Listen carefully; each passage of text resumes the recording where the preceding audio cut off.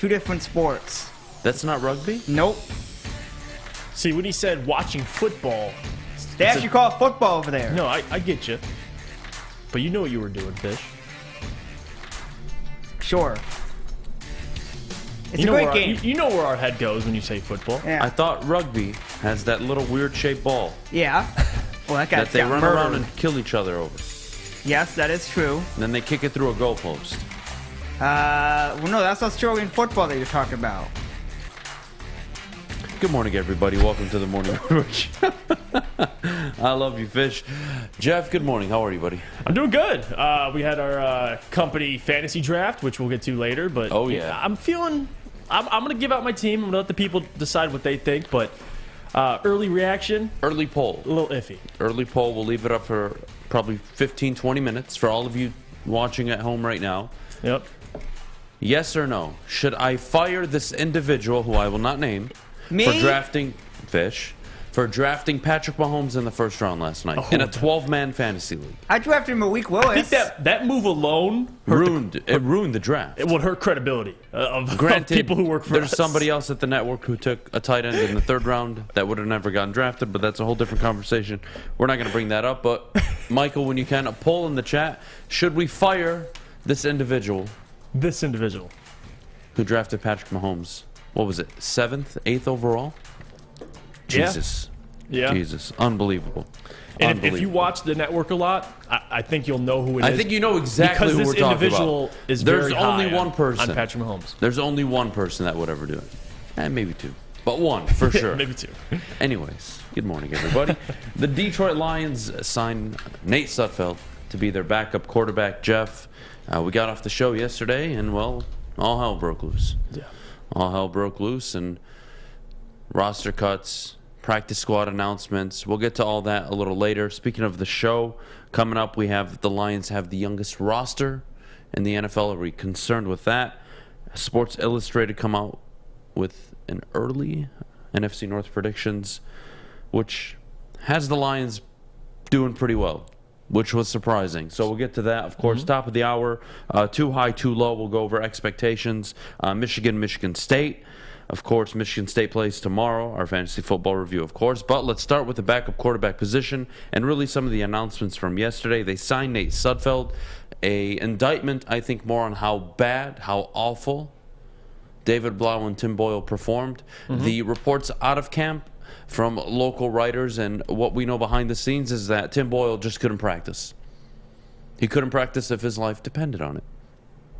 David Blau, a little better than that, but in the games they both just they did things you can't do. And sometimes we take for granted a snap going well, right? It always goes well. Maybe once a year your quarterback will fumble a snap.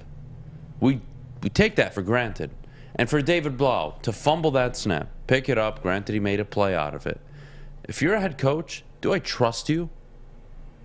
You can't even accomplish the little things. Right. I'm supposed to say you're going to be the backup quarterback for this team, that for any reason we need you to come in, you're going to get the job done. Not only get the job done, I can trust you to get the job done. David Blau and Tim Boyle played their way out of this team, off the roster. Nate Sudfeld, again, you know me, I don't care about the backups. I think it's irrelevant. This is not even a contending team right now, but early takeaways from Sudfeld, I want to say he's played 4 career games. Yeah. There's nothing much on this guy outside of the fact that he played in San Francisco recently, made a nice throw in preseason, and that's about it. Yeah, no, you said it right there. Made a nice throw in preseason. I think the only problem I have, and it's nothing has to do with Nate Sudfeld or David Blau, when this came out, they announced they signed Nate Sudfeld, my first reaction was, and I thought of the report, that Brad Holmes and Dan Campbell came out and said, we're not going to go get another backup quarterback unless we feel like it's a clear-cut upgrade over what we have now currently. And this move tells me that Nate Sudfeld is clear-cut an upgrade over David Blau or Tim Boyle. So I'm going to defer, and I'm going to trust their evaluation on Nate Sudfeld. The reality is, just for me, I prefer a guy with more experience. Listen, David Blau, he's 0-5 in his 5 starts. He started for Matthew Stafford when he was hurt. and he has a little more experience than Nate Sudfeld, at least in games. And like Dan Campbell says, he's scrappy. He's going to find a way to win. My only problem was that statement, is going out and finding a clear-cut upgrade over David Blau and Tim Boyle, and that's Nate Sudfeld, a guy who has one career touchdown and one career interception. He's played in 4 games. He hasn't started any of those games. That's the question I have now. The bigger picture, this is just me posing the question. The bigger picture is we should not care because, listen, most contending teams do not care who their backup is, but at least have to wonder if your decision-making was to find a clear-cut upgrade over David Blau. Nate Sudfeld is not a clear upgrade. Oh, yeah, he is. What? No, you don't believe so? Just because of the information I have. I'm a resume guy. I got to look at what you've done. Nate Sudfeld hasn't played at all, and he's never started a game. You can call me an ass. We're based off measurables. The guy's 6'6". I mean, he's a gunslinger. Maybe call me an ass. But if that guy right there, standing in the booth, that thing over there, you see him. If he was picked up and announced the backup, that would have been an upgrade over David Blau and Tim Boyle. I got one quarterback on the sideline saying, golly, golly, every time he makes a mistake or something goes wrong. Okay, that's annoying as hell. If I'm a player, I kind of want to punch him in the face. And then we got Tim Boyle, who honestly never says anything, but sucks. Sudfeld's a, quote, clear upgrade because of how bad they are. That's Given what I'm your waiting to see. information, I'm not going to knock you for it. Call me an ass, but anything was better than what they had. And again, I don't care. And DCP puts it really nice. Blau has proven he can't win. Sudfeld hasn't proven he can't yet. So it's like, listen, you're kind of just going out on a limb with Sudfeld. I like what he brings. He's from San Francisco. He played there. He's with the Eagles for a short period of time. So, you know what? I could care less. But I'm not going to sit here and evaluate the backup. You know what I mean? It's not. Fair enough. They pick up Benito Jones. Which I do like, Benito Jones. Interesting. Yeah. So you're not the first one to tell me that. No, So give me your case. Because they do need help on the interior. They do. And that's the biggest thing. And I talked about this with Neil before, about the lack of depth behind Ali McNeil. And now they have more. Benito Jones, another guy that can fill that spot and just kind of help with this run defense. Because we talk about Aiden, we talk about the versatility he has. But with Benito, you're bringing in a young guy, what is he, 300 pounds, 6'1", defensive tackle. I like it. For a guy that was waived, and of course we have the luxury of claiming one of the first times Jacksonville Jaguars passed on him, we took him. So I actually like this move, Adam. You need depth there, and Benito Jones, I think, is the right guy for that. Okay. You're just taking a swing on him. You don't really know what he's going to be. But early takeaways from, yes. Vote yes, everybody. I would be shocked if anybody says no. This is an absolutely vote yes situation. Oh, Lord. Can't believe it. Yeah, well. Can't believe it. I was drafting at 6. And the player I got at 6, I did not expect to get. I just didn't. So, shout out to everybody we employ, because clearly you don't know what the hell you're doing in fantasy football. I think the chat wants to know who it is. Do they? All right. Well, guys, take a guess. His name starts with an S, and he doesn't think Ben Wallace is a Hall of Famer. Take a wild guess. Who would take a quarterback in the first round of a 12-man league? You guys make that assumption. I'm not going to say his name. Fire his ass. We're going to have to talk to him today. We just are. I want to hear his explanation for it. I do. His explanation was that Patrick Mahomes would lead all players in fantasy points this year. Okay, that's not, yeah. By losing Tyreek Hill. Yeah. Yeah, I can't defend that one. Dude. I can't defend that one. Someone said Stick. That was the first assumption. Stick's actually not in our division. We have 2 separate leagues at work. Can I bring up fantasy football? Yeah. Who chose what players play where? Like, didn't you just randomize it, Adam? You didn't really. Did you specifically lay out each league, East and West? Like, no, the leagues are randomized. That's what I figured. Okay, well, you got a stacked league versus our league is weak stacked. League. Our league is stacked.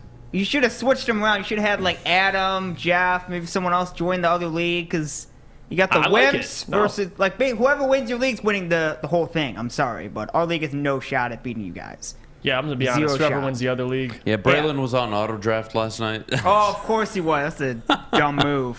God damn it. Braylon was on auto draft, but... Was that because he couldn't make it, or he just didn't want to draft?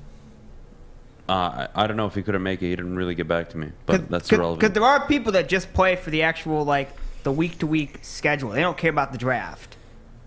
Because then they'll start trading a few, and they're like, I'll build my team from the way up. Well, that was Braylon.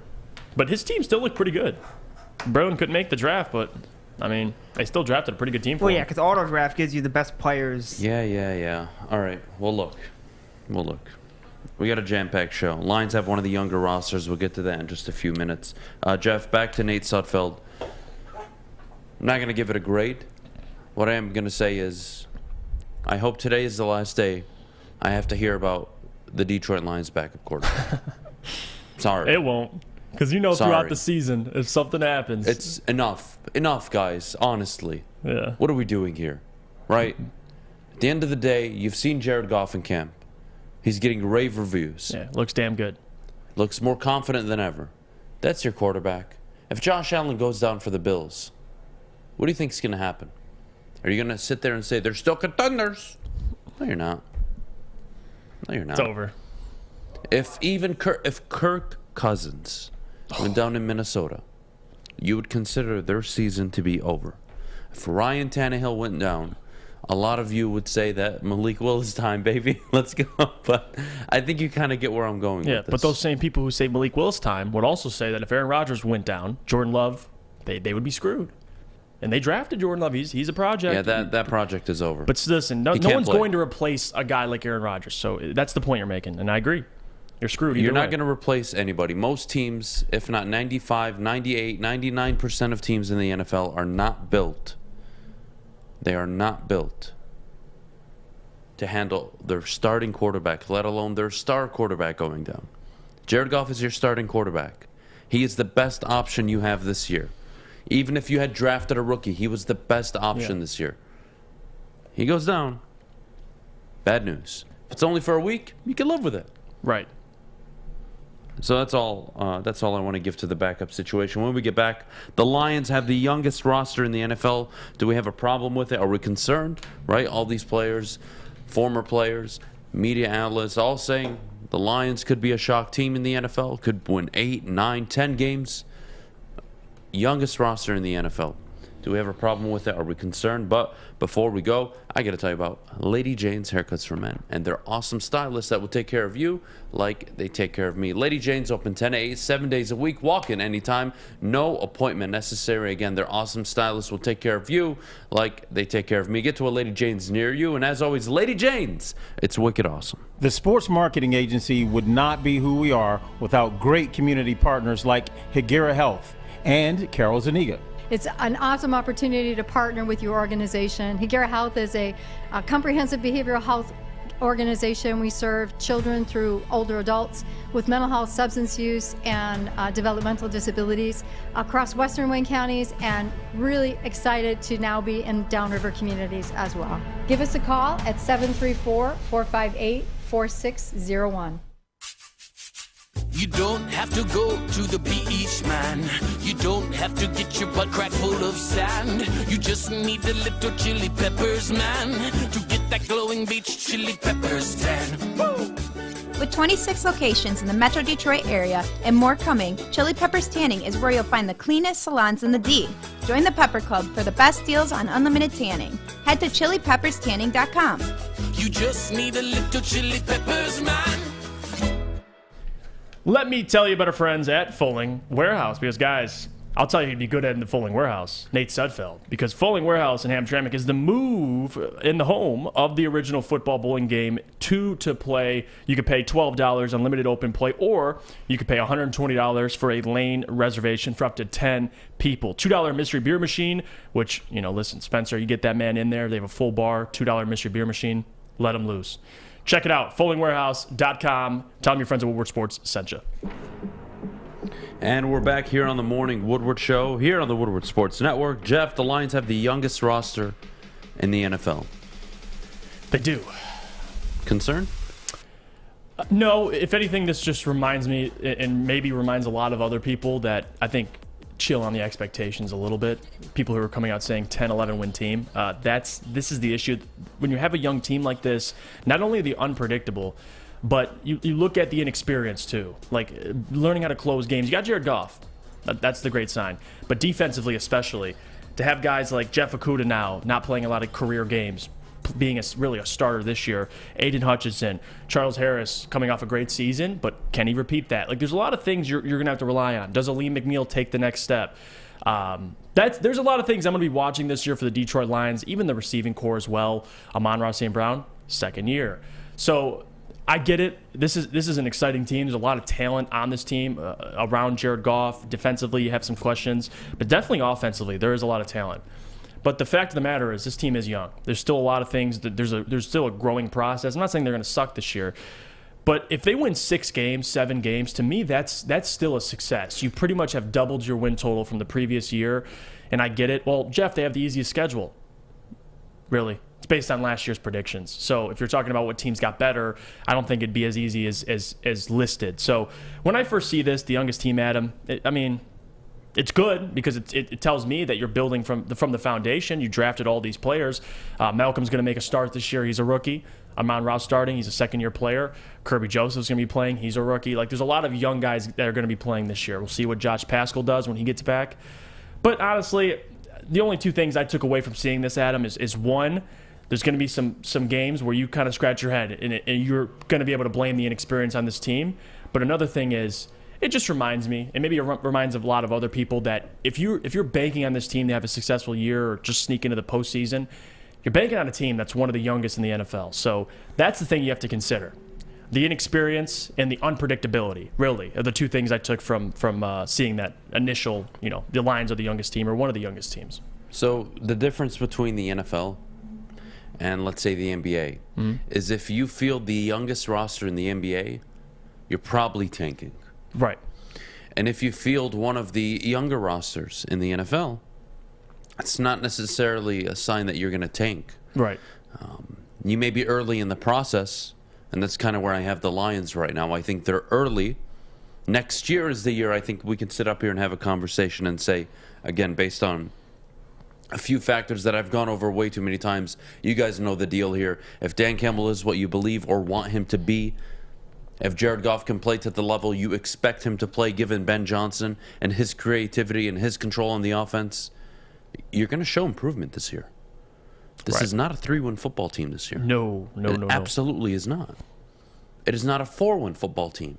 And I would even argue this is not a 5-win football team. And I would consider that a very bad season. You should win 7 games. And going into next season, the conversation we need to be having, Jeff, is they could be on the outside looking in at the division title, given Green Bay, Minnesota. We'll see what happens this season. But you know what? They're in the conversation of a team that could contend. You sit there right now, the Packers have won 13 games for the last 3 years, Jeff, no? The Vikings this year, though, the conversation we have, including me, obviously I have them winning the division, but regardless, the Vikings will contend for the NFC North. I don't think many people would even disagree with that. Next year, the conversation must be, can the Lions contend for the division? They don't have to win it, quote. They don't have to. Where if they don't win it, you're out. In the NFL, it's every 3 years. It's a cycle. You should win. You should be able to. But context matters. And I don't want to go 32, 34 games ahead of time when we haven't even played game 18 under Dan Campbell. So I'm not going to do that this morning. But what I am going to do is tell you where you need to be. Because that's where the teams that are looking to improve, I don't know, dare I say win, they're improving. And it's showing not on the roster only, on the field.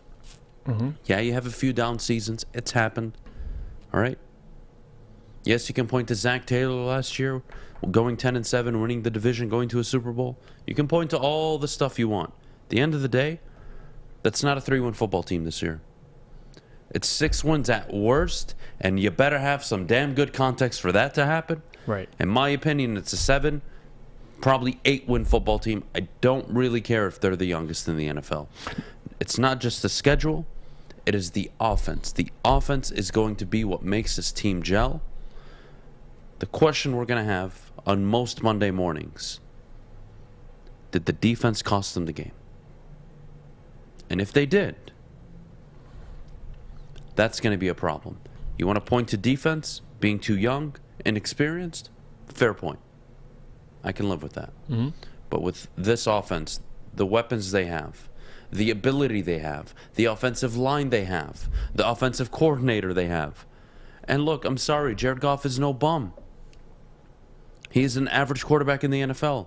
And my definition of average, you can look at Ryan Tannehill, a Kirk Cousins. Yeah, you can still win These with guys average. can give you something. It's not like he's going to go out there and you have to kind of pull back the reins a little bit because, you know what, he's going to lose us the game if we let him go. No, that's not the case.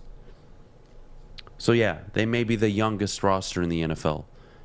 It's not setting off the alarms, given, again, I share a lot of optimism going into the season. I like to look at this team as a team that'll be a pain in the ass to play against. I don't think age is going to deter me from saying, yeah, they're going in the right direction. Now it's time to win football games.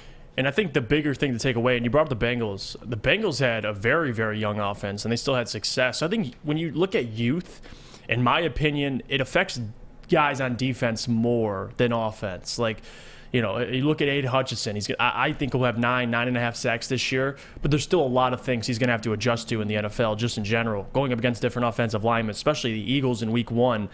But for me, defensively is more questions about the youth part of it. Because if you look at, like, you know, Amon-Ra St. Brown being in his second year, that doesn't concern me, man. Like, he's going to be just fine. Like, especially, you look at the Bengals, T. Higgins.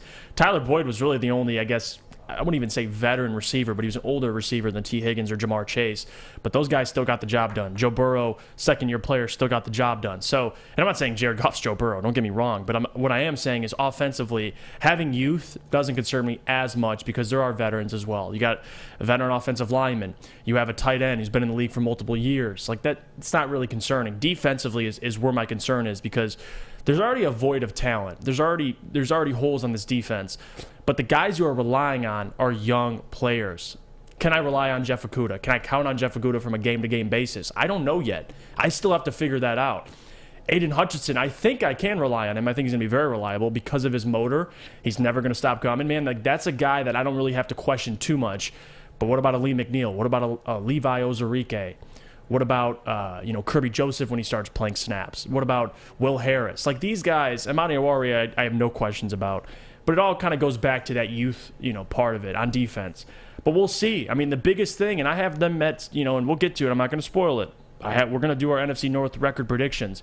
But right now, where the Lions go is based on their defensive line and their offensive line. I've been saying that. If you can run the ball and you can get after the quarterback, it's going to make everything a lot more easier. But what I do feel is how their season goes up and down is going to be dependent on that defense as well. Because people talk about that offense. Man, shiny weapons on offense. Jared Goff, not saying he's a shiny weapon, but Jared Goff can at least win you games. And they say, you know what? This is a 9-10 win football team. In my opinion, if you're looking at one side of the football, you're doing it wrong. I mean, and listen, I want to have this conversation. I know people at our network are saying that too, but you got to count on this defense in some big games against some good teams. So we're going to have to wait and see on that.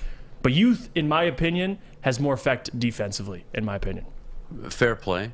Fair play on the defensive side of the ball. I won't argue much there. What I would say is, in the NFL, you typically walk in as a rookie, and most really good players, they show it right away. This team has a few rookies, one of which was the number 2 overall pick, who I think we both expect to make a run for Defensive Rookie of the Year. I do, yeah. And probably be this team's leading pass rusher. Mm-hmm. On the defensive side of the ball, the one thing that will absolutely trump any age, any quote ability in the secondary, any issues, concerns you may have at linebacker, there's one thing that'll trump all of it and make it all look better. And that is that defensive line playing well. That's it right there. You there. get the interior to help support the run game and stopping the run. And you get Aiden Hutchinson, Charles Harris. You get your edge players to get pressure after the quarterback, sack the quarterback. You don't finish bottom 3, bottom 4 in the league. You finish somewhere near the middle, maybe even top 18, top 20. Oh, that's a significant jump in improvement. So if you go from 32nd in pass rush to 22nd, hell, let's say 19th, wouldn't your defense statistically be better? And wouldn't that inherently improve your secondary? What were they, 32nd and 31st in total defense last year? Mm-hmm. It's not going to be that way this year. And if it is, that's a tough one. And the thing you at least have going for you as a Lions fan is, yes, you can talk about how young this defense is, but that means they're going to get better. So at least they're not a finished product right now, but that's the reality of this year. They're still very, very young. So it's going to be some inconsistencies, but, listen, last year that defense, although statistically they were terrible, there were some games where they kept them in it by themselves. But we'll see. I think it'll be offense this year that really has the biggest effect on 100%. Both sides. We'll go to the chat a little bit, get some comments away. Let's see. We have Jordan Davis and Nathan Hutchinson on the edge. Would have been nice. No, I'm not going to acknowledge that at all. Let's see. Hutchinson will open up things for other defensive linemen because he will be a problem and get double teams. Interesting. Imagine when Romeo Okoro comes back too. Like you have Charles Harris. I gave up on the Okoro brothers. I like Romeo, man. I mean, I get it. He's injured, but I'd love to see him. Well, last year, hey, listen, you saw him last year, the year prior. He had 10 sacks. I'd love to see him. Let's see. Chark has culture, grit, and listens to Metallica, I guess. Well, half the chat was looking for how easy the schedule is at the beginning of the year. It's easy, sure. I guess that's sarcasm. I'm not gonna sit here and tell you what the players have done under Patricia. Yeah, look, guys, if we're not gonna argue back and forth over this. At the end of the day, your head coach, your roster, your coaching staff, they will go out on the field on Sundays, and they will determine through their play and their decisions how good your football team is this year. I like to think they're a 7-10 football team.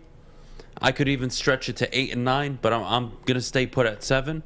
But the point is, they're gonna be much better than last year. Right. And may I remind you again, last year doesn't matter, Adam. I know it doesn't. But look at the context of last season. After the disaster start, the leadership moves that happened just over midway into the season, and how they finished. And how some of those games last year, if they had just scored 20 points, 20, that's it, 20, what could or would have happened? Guys, what we need to be doing here is projecting where this team can be. If you're going to tell me they're just a 3-13-1 football team, well, then you might as well fire the coach and get rid of the GM, because clearly they're just a 3-13-1 football team. And we're not making any progress. The Lions' trajectory right now is going in an upward direction. They're going to have to win games, man. They have to win games this year to get full buy-in. And they can't go 4-13. They can't go 5-12. They just can't. And I don't want to hear the excuses for it. You can't. You're going to preach culture. You're going to preach all these things unless there's a catastrophic injury, the team gets the plague, I don't know. Whatever it may be. You better have a hell of an excuse at the end of the year to be 3-14 or 4-13 again. Good luck. Good luck. 8:30 coming up. Sports Illustrated's NFC North predictions. We'll get to that. They had the Lions. They had the Lions somewhere that shocked me.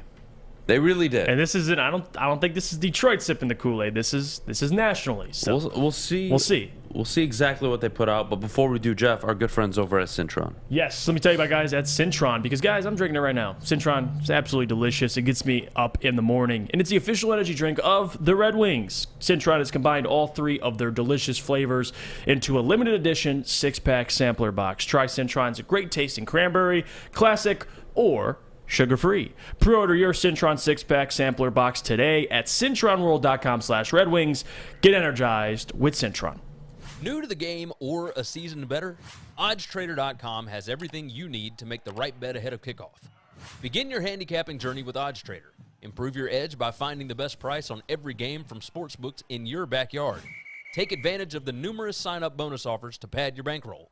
Dive into key game statistics, player performance, and even account for the projected game day weather. Best of all, you can use the OddsTrader bet tracker to keep a log of your action. Welcome to OddsTrader, and best of luck. Hi, I'm John from Better A Mortgage, and to me, family is more than blood. That's why I have the biggest family in Metro Detroit. If you're looking to buy a house or refinance and need a loan, Come get treated better than family by me and our entire team here at Better Rate Mortgage. We pride ourselves on giving you better advice, better service, and a better loan experience. That's why we are Better Rate.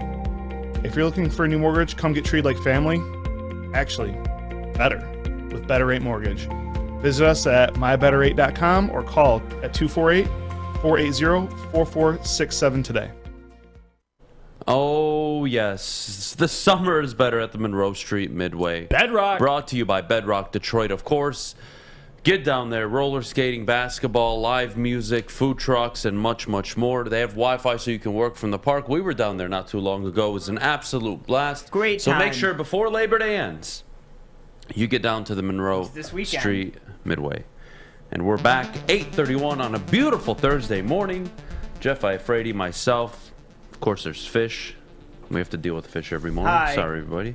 Love you, Fish. Jeff, Sports Illustrated came out with their NFC North predictions, and specifically where they put the Lions was... It's gracious. Look, I don't want to say crazy. No. I just think, what are you seeing that I'm not? I don't have a problem with the Lions. I have a problem with another team that I do as well. Michael, when you can. They have on there. This is the latest SI NFC North prediction. The Packers winning the division at 11-6. I can see that, by the way. Which is fair. Yeah. The Detroit Lions at 9-8. Over the Vikings. Over a 7. By 2 wins. The only thing they got right was the Bears, in my opinion. The Bears being 3-14 sounds about right. Yeah. I think they're going to go 0-17. That's just my opinion. I don't like the Bears. You all know this. We don't have to go over it again. But to say the Vikings, who have an offensive-minded coach coming in with a team loaded on offense, ready to win right now, with a defense that has been miserable, even under a defensive-minded coach that will probably and likely improve this year, they're going to regress and be 7-10. Really? Really? The Vikings are going to win the division. And if anything, they will be the team at 11-6, in my opinion. It'll be the Packers at 10-7 or 9-8.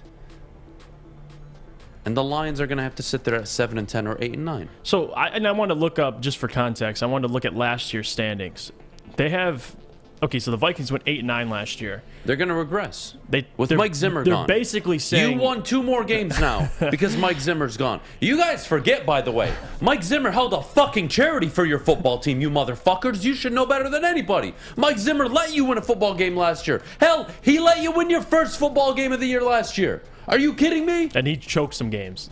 Stop it. Stop it. The Zimmer project was failing. Yeah, it was. It was a disaster, especially last year. That's why I listen. I agree with the Green Bay Packers. I think 11-6 is fair. It's actually where I have them as well. The 9-8.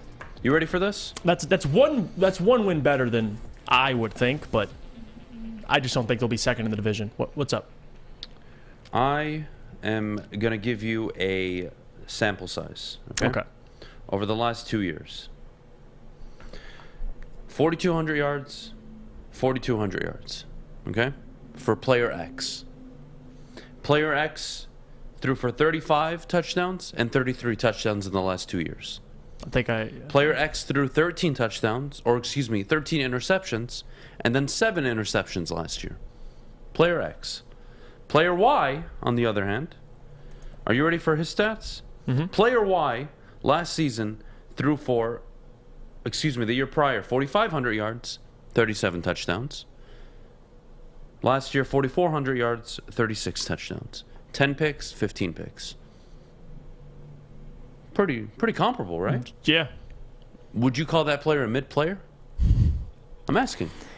I would say that quarterback puts up numbers. So, player X threw for 68 touchdown passes. Player Y, in the last 2 years, has thrown for 73. Player X has thrown for 20 interceptions, and player Y has thrown 25 interceptions. More than player X. Player X has thrown for 8,400 yards. Player Y has thrown for 8,900 yards. Not much of a difference. Not much of a difference, right? Player X is Kirk Cousins. Player Y is Josh Allen. I was going to say... And no, Kirk Cousins is not Josh Allen. He absolutely is not. I was going to say, give me the team record, but that gives it away a little bit. But still, your point's right. I mean, they both put up numbers. But they're different quarterbacks. Kirk Cousins last year, with a failing coaching system, still played no well. offensive line, no Dalvin Cook, 33 touchdowns, 7 interceptions. Mid? He's a mid quarterback? Bro. Okay. Coming off a career year with a defensive coach, with a defense that let him down every game, with an offensive line that couldn't protect him, with Dalvin Cook who couldn't stay healthy. Yeah. I do think... You really think the Vikings with Kevin O'Connell, who already has all of Minnesota and all of the NFL clamoring over him, you think they're not going to improve? Guys, that's something. And listen, say what you want about Kirk Cousins in big games. The guy still is, I mean, I think he gets disrespected a little too much, too. And I know the difference as well. Pat Riley says Josh Allen can run, though. Yeah, well, again, it's not about comparing the quarterbacks individually because we know Josh Allen is a Super Bowl winning quarterback, or can win a quarterback, Super Bowl potential winning, which I think they'll win the Super Bowl this year, the Bills. Kirk, say what you want about him, 30-plus touchdowns the last 2 seasons. It's pretty impressive. And I think with an offensive-minded coach like Kevin O'Connell, they can definitely make some noise. So, listen, I don't get the at least Sports Illustrated sleeping on the Vikings. I think they're going to be pretty good. I like the Vikings. I know Braylon likes the Vikings as well. He has them, second? If I'm not believed, correct me if I'm wrong, chat. Yesterday on his predictions, he had them second in the NFC North. I don't think he had them first. But who knows? Or... no, you might have had him first, actually, 12-5. I have to double-check. But, again, the point is, it's not just me that's high on this offense, or on this team with the Vikings. I do. I think the Vikings are going to be good this year, and I still have the Packers and the Vikings atop of the NFC North. But Sports Illustrated disagrees. Which offense do you like more right now? All of you, be objective. Okay, tell me. Green Bay or Minnesota's? I would say Minnesota's. The only thing keeping Green Bay really is Aaron Rodgers. Other than Aaron, yeah, I but like you Green got Dalvin Bay's. Cook, Justin Jefferson, Adam Thielen. And a better offensive line than last year. And a quarterback who's coming off 4,200, 33-7. Aaron Rodgers throwing to Alan Lazard. Yeah, no. Sammy Watkins. Hey, you're going to take the Vikings offense. Oh, defense. 100% Green Bay. More talented. Green Bay's probably a top 5, top 7 defense this year, easily. And I think that's what edges them. Maybe you're right. But I'm sorry. It's the Vikings who are going to take a step forward. Yeah. And again, guys, the basic fundamental football common sense. You see it every year, right? The new coach comes in. Half of them flake out and never make it in the NFL. A few of them do okay. And then there's 1 or 2 every year that do a phenomenal job the moment they walk in. Who are you betting your money on? Nathaniel Hackett in the AFC West? Brian Dable with Daniel Jones as his quarterback? Who else? You tell me. Mike McDaniels out in Miami. I could buy that. But if I'm putting my money, it's on the guy that just took over a team with Kirk Cousins coming off his best season ever, along with Justin Jefferson, arguably the first, second, third best wide receiver in the NFL, depends who you ask. Dalvin Cook, Adam Thielen, an offense that he will open up completely, alongside of there's no way the Minnesota defense can be worse than what they were last year. Right. That team's not going to improve, though. Give me the offensive-minded coach coming into an offensive situation where the team had a bad year last year at 8-9, and I think they're 3 games better this year. And Dalvin was injured last year as well, so the Vikings dealt with some other things. Defensively, I get it. There's questions, but listen, if they can fix the whole, there's a lot of close games the Vikings had last year. They lost by a field goal. Remember that? So we'll see. Talk about the Lions having an easy schedule. Last I checked, the NFC North teams all play the same teams, outside of the place teams from another division. You're 100% right. So if you'd like the team better, they have an easy schedule. I'm all for the Lions winning more games. I absolutely believe it to be true. Yeah. I absolutely do. The Lions will not, again, unless catastrophe happens, I do not see the Lions being anywhere near the top of that division unless Green Bay completely falls off. Aaron Rodgers gets injured. The only way the Lions finish second, in my opinion, this year is if Aaron Rodgers goes and hosts Jeopardy and does a bunch of mushroom weird stuff with Joe Rogan. Yeah, there's got to be an injury to a quarterback. Kirk or Aaron Rodgers. That's the only way I see them two in the division. That's crazy to me. The Vikings at 7-10. The Vikings are going to win less games than the Detroit Lions. Wow. Can you throw that up one more time? I need to see it one more time. Just digest it. Yeah, let's just digest it. And look, you know what? Maybe my own opinion is getting in my way. Maybe, just maybe. Because I do have the Vikings winning the division. But you can't justify that to me. You tell me how the Lions are 9-8, how they're 6 games better. You tell me. You tell me how they are going to triple their win total. And I'm not trying to knock the Lions here. I'm just trying to be very realistic. Right. I think 7-10. That's a pretty solid season for them. 8-9, I think would be pretty damn good going into year 2. But you're going to tell me that the Vikings are going to go from 8-9 to 7-10? Under what cause? They got a new coach who everybody in the NFL right now, we always point to who's the next Sean McVay? Who's going to be the next story? Who is the next one? Look at all the coaches that were hired in the offseason. Every year, one of them stands out. One of them minimum. A few do pretty good.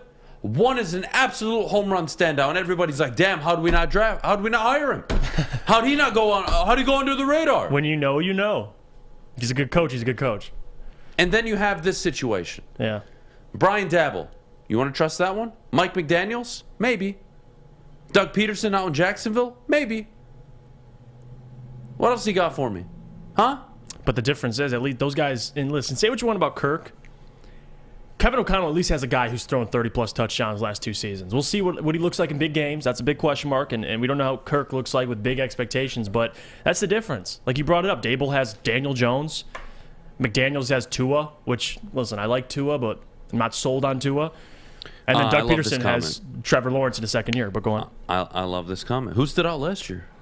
Jeff, you know any rookie coaches that stood out last year? Yeah. Maybe my memory serves me wrong. Yeah. There's one specific one who stood out. What is it? I was joking. I said Urban Meyer. Yeah, Urban Meyer stood out for all the wrong reasons. All the wrong Mike's reasons. Right. You have the guys that flake out. You guys have that kind of in the middle of the pack who keep their job, but you're not really certain of. There's guys that show some good stuff. And then you have, I don't know, could be wrong, Brandon Staley. Did that not pop off your screen last year? Yeah. The way he handled the offense. Did he make mistakes as a rookie coach? Yeah, he did. Went forward a little bit. I don't think anybody is going in a year 2 under Brandon Staley and saying, some people have him to win the division. That's they're not going to be as good. Brandon Staley. You guys got Justin Herbert playing out of his mind. He made Mike Williams look like a damn good player. Austin Eckler finally had a good year.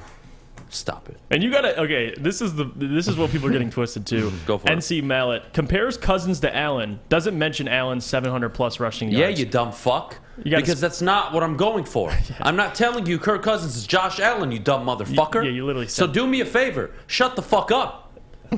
Jesus Christ. Why don't you man, look, this is what you need to do before you comment on the YouTube chat. I need you to take whatever you're about to say, write it down on a piece of paper, okay? Go stand in the fucking corner and read it 15 motherfucking times. And then after you've read it 15 times, I really want you to think, should I say this? And how dumb am I? Always ask yourself before you comment in the chat. Read what you were going to say and ask yourself 15 times, how dumb do I sound? And if at any point of the 15 times you've asked yourself this, that you decide to say or answer, yes, I am very dumb, then don't comment. You realize they're not going to say that. Yeah, Kirk Cousins has thrown the ball in very similar fashion in terms of production over the last 2 years as Josh Allen. And we're going to sit there and throw Cousins under the bus like he's some scrub. And like he's not going to improve now for the first time in a long time since he was in Washington.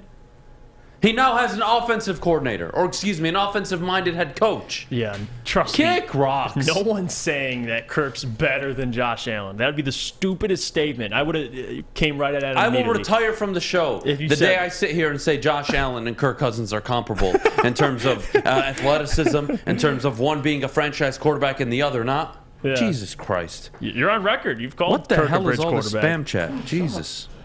All right, anyways. Man. Remember, guys, new rule on the show. If you ever want to comment anything, I want you to write it down on a piece of paper, read it to yourself 15 times. And at any point in the 15 times you think, oh, man, that sounds really dumb, don't say it. Moving on, 8:45. Holy hell, the practice squad announcements, Jeff. We'll get to what the Lions did yesterday, all the moves they made, who they kept, who they let go, all that and much more. But before we do, Jeff, our good friends over at Guardian Alarm. Yeah, well, we have questions about the Minnesota Vikings defense, but I have 0 questions about Guardian Alarm because, guys, summertime is almost over, and that means you're still spending more time outside. Let Guardian Alarm give you peace of mind while you're outside enjoying the sunshine. Just call 1-800-STAY-OUT today, and you can rest easy knowing you have 24/7 protection. That's 1-800-STAY-OUT. Let them know Woodward Sports sent you. Hi, my diamonds. It's Crystal with an X. You want to get hot and perfect like me? Here's my super easy routine. Drink at least a gallon of water before you wake up. Attach a weight to everything in your house. Hello? Sell your car and just sprint everywhere. Scream when you exhale. Don't follow Crystal with an X. Do your own thing at Planet Fitness with tons of equipment and free fitness training in our clean and spacious clubs. Join now for just $10 a month and cancel anytime. It's a great day to get some Centron in your life. Okay. There it is. Centron, here we go. Gotta grab the cranberry. Oh wait, it's 2 for $4. Gotta double up with the classic as well. Centron World, baby. Centron, available at select Krogers, and if you want to know how, go to @CentronWorld.com. You get dope like me. You know what? Why wait?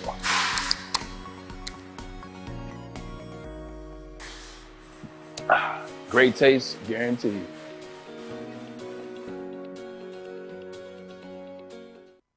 Jeff Iafrady here. Let me tell you about our friends at Big Frog because, guys, you can get a free Woodward Sports t-shirt. That's right, a free Woodward Sports t-shirt all month long at Big Frog in Novi. Just stop in, tell them we sent you, and they will print one out for you on the spot. So go to Big Frog in Novi today and get your free t-shirt or visit them online at bigfrog.com/Novi. All right, back on the Morning Woodward Show. Thank you all for joining us this morning. You know, I was telling a story during the break. I figured I should share it all with you because I think you all relate to this. I got a speeding ticket the other day, okay? I got a speeding ticket the other day. Thank you. I know. So, you know what? I'm going to tell you exactly how it went down. Did you recognize you? I was going 72 on Woodward. You said you know who I am. Yeah. No, I'm not that much of a diva. So I was going 72. To be honest, I'd never driven in the area before. Yeah. I really didn't know the speed limit, but I was speeding. I was driving like a jackass. I was. You admit it. Anyways, fully admit it. Cop pulls me over. I pull over to the side, get out my license, registration. You know the drill. He walks up to me like with the most disappointed face, and he's like, "You know why I'm pulling you over today?" And I looked at him and I said, "I was speeding." And he looked at me and said, "Yeah, you were." So I give him, he's like, license, registration. He's like, anything I should know about? Or what was the other thing he asked me? How's your record? And I'm like, record's clean as a whistle. He goes back. Dude, it took like 10 minutes. So I'm thinking like, all right, I'm either like going to get arrested for how fast I was going, or he's going to give me points. And he probably really found out about the off. Alavila stuff. No. He came back. He Googled your name real quick. He had no idea who I was. Thank God he had no idea who I was. So he comes back and he gave me impeding. Oh. Nice guy. Yeah. Nice guy. Shook his hand. Told him have a great rest of your day. Oh, so your story, your feelings, thoughts and feelings about the police have now changed. No, they've always been the same. Oh. I'm like pretty consistent on my feelings about them. Right. But he was very nice. He was very nice. We all I mean, are. that's how they always are most of the You time. respected Not him. always. You respected him. He respected you. I admitted it. Like, I knew that was my only shot of not getting killed. So, Jesus. Not that he was going to kill me, but you know what I mean. He would have gave me points. He would have been pissed off at me if I tried arguing. Of course. I just told him, yeah, dude, I was speeding. My bad. I had a rule when I was writing tickets back in the day that was, I'm only writing a ticket if I can make money on it. It's very selfish. Like, you get a speeding ticket, right? Isn't that how it works, by the way? Don't they get There's like no bonuses? quotas. There's no nothing like that. They got rid of that? That's urban legend. Are you sure? Yes. What do you mean by make money off? Like, how do you determine? So I'll explain. All right. If you run a red light and I write you a ticket, and I'll pull you over for safety. But if I write you a ticket, all you're going to do is pay that ticket and be off on your day, right? Right. If I write you a ticket, if your driver's license plate is expired, I write you a ticket for that. I know you're going to get that taken care of, right? So I tell you, show up to court, show me that you took care of it, and I'll dismiss the ticket. No worries about it. Now I go to court, right? Oh, I get paid for going to court. Yeah, I know you do. So if I can go to court and get paid for it, I'll write you every ticket in the book. You know what's funny? No one ever pays them. He's right. I got pulled over Christmas Eve. Oh boy. Christmas Eve, 6 o'clock. I was getting off work. I'm racing home. I want to get home to my family. Well, there's the issue right there. Christmas Eve. You're racing. Well, listen, I'm going to be honest with you. I was going 55 in a 45. Yeah. So, it is speeding. But the guy pulled me over. It was very nice. Had no record. Very polite to him. Slapped a ticket, and he was a sergeant. And I know the reason now because I had to show up to court. Guess who was there? Sergeant pulled up. I'm getting paid, you know what? And I was like, you know what? I'm okay. That's whatever. it. I got to ask you a question because I don't know how this works, all right? I haven't been pulled over often in my life. Speeding, how does it work? How bad is somebody speeding before it becomes like reckless driving, endangerment to public, where they're like going to consider arresting you? Or they just don't ever? So Hollywood Brown got pulled over for going like 120 into 60 in Arizona. Okay. And in Arizona, state law is that's a misdemeanor. You can get arrested for that. What about in Michigan? Michigan? He did. In Michigan, it's not. So I can go however fast I want. I'm good. So the law is, if you commit 3 civil infractions at one time, that could be a misdemeanor. You can get arrested for that. So if you're speeding, if you change lanes without signaling, and you cross over too many lanes at one time, things like that, have a dangling ornament, whatever a civil infraction could be. Driving with one hand is illegal. Whatever. Are you serious? Yeah. That doesn't surprise me. It's a stupid rule. It is a stupid rule. Because they want you to keep your 10 and 2.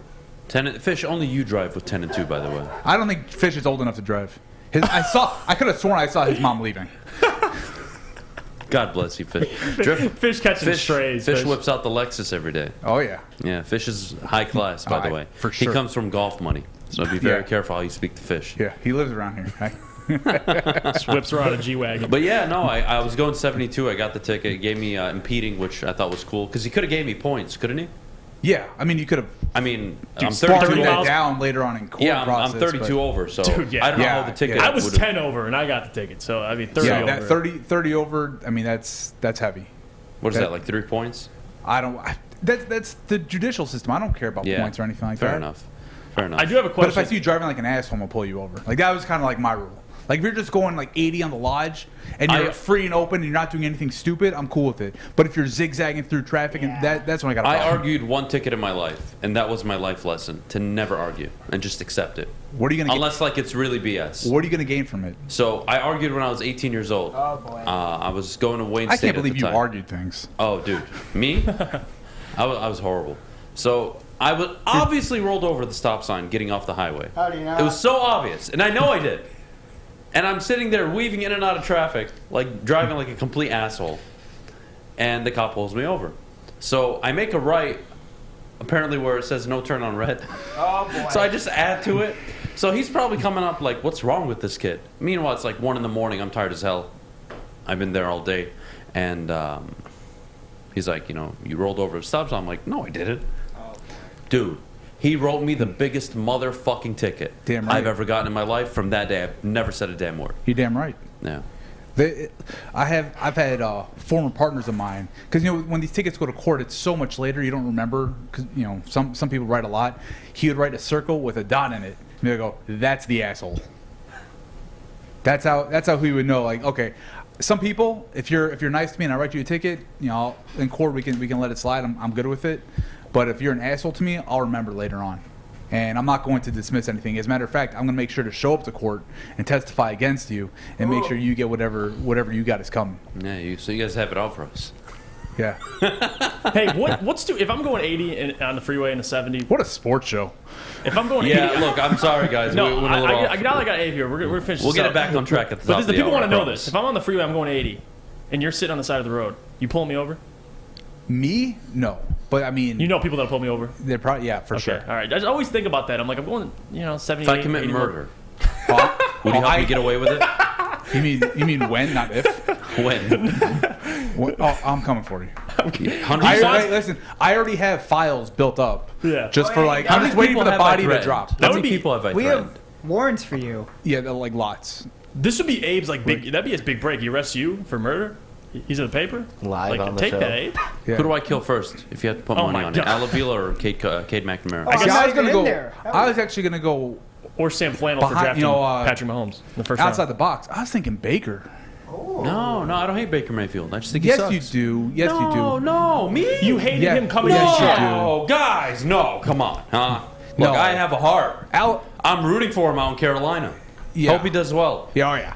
Yeah, I just wouldn't want him as my quarterback. Oh yeah. Yeah, I'm with you there. If you had to kill one of them, I'd say it'd be Cade because you're so into McCarthy, right? Where Al's gone, he no longer affects you. So if his body were to drop right now, I wouldn't think it was you because you have you don't gain, if I you got don't rid of gain Al, anything. I would have made it look like natural causes. You would have known it was me. Oh, because he's fat, he's just going to die from natural diabetes. causes. That's messed Has up, a bro. stroke. That's messed up. Jared Davis is on that list probably. Just you got beef with him a little bit because he not stinks. I mean, he's a practice squad player. How It's all dare you, good. Adam? It's all good. Adam Cavity search. They find Cade McNamara trading card. Cavity search is where they. They go. Yeah. Oh yeah. You're gonna call for it. Man, I get searched every time I go to the airport. By the way. Yeah. Fun fact. Yeah, it's funny. I was thinking this morning. I took my 3-year-old kid to school, and I was getting him ready. Getting his lunchbox and getting him dressed and all that. And I realized Old school how memories. different me being a parent is to Adam. Your parents were when you were growing up, because I had to get him ready in this way. And when you were 3 and getting ready for school, your parents probably had to shave your face for you. That's true.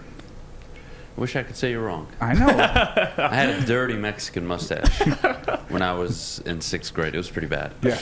My dad wouldn't let me shave it till I got to high school. Really? But once I got rid of it, we were macking. We were scoring. There you Promise go. you. You didn't. Before then, I zero think chance. I think I got to grow it back. I'm surprised. I've rocked just the mustache before. Just the stash. I don't think you want to see it again. I mean, I don't care. You rocked it when the Lions. What was it? the Bears beat the Lions. You on got to do it for Thanksgiving. November. There's all those charities for No Shave November, Yeah, things Movember. like that. Yeah, Movember. Yeah. Whatever it is. Yeah, I'll think about it. Top of the hour coming up in just a bit.